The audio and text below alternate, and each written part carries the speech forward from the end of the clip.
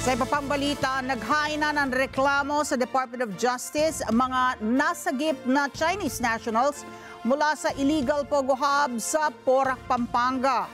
Naghain sila ng kasong human trafficking, robbery with violence, serious physical injuries, kidnapping at serious illegal detention.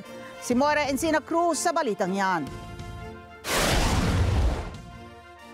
Humarap sa Department of Justice o DOJ ang dalawa sa mga nasagip na dayuhang biktima sa sinasabing illegal pogo sa Porac, Pampanga para magsampa ng reklamo.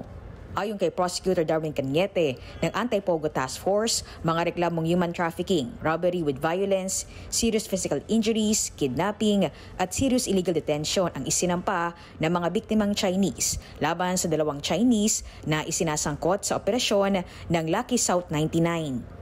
Kasama sa mga naghain ng reklamo sa DOJ ang Chinese na nasagip ng mga otoridad na nakaposa sa bed frame at may mga pasa sa kanyang katawan at mukha. Right now, I cannot disclose the name of the complainants kasi we are mindful of the fact that the accused or the persons associated with them may seek to either reach out to them through death threats or through relatives in China because the complainants are Chinese national. Masusundan pa ang mga isasampang reklamo kaugnay sa Porac Pogo. Sinabi pa ni Cañete na nakakulong na ang dalawang Chinese na kinasuhan. Samantala sa hiwalay na pahayag ay kinumpirma ng Presidential Anti-Organized Crime Commission o PAOC na nagpulong noong Lunes sina Chinese Ambassador to the Philippines Wang Silian at PAOC Chair at Executive Secretary Lucas Bersamin. Ayon sa PAOC, nagkasundo ang dalawa na palakasin pa ang kooperasyon ng dalawang bansa sa paglaban sa transnational organized crime. Nagpasalamat din anila si Ambassador Wang sa mga aksyon ng Pilipinas para malabanan ang illegal pogos at masagip ang ilang Chinese nationals.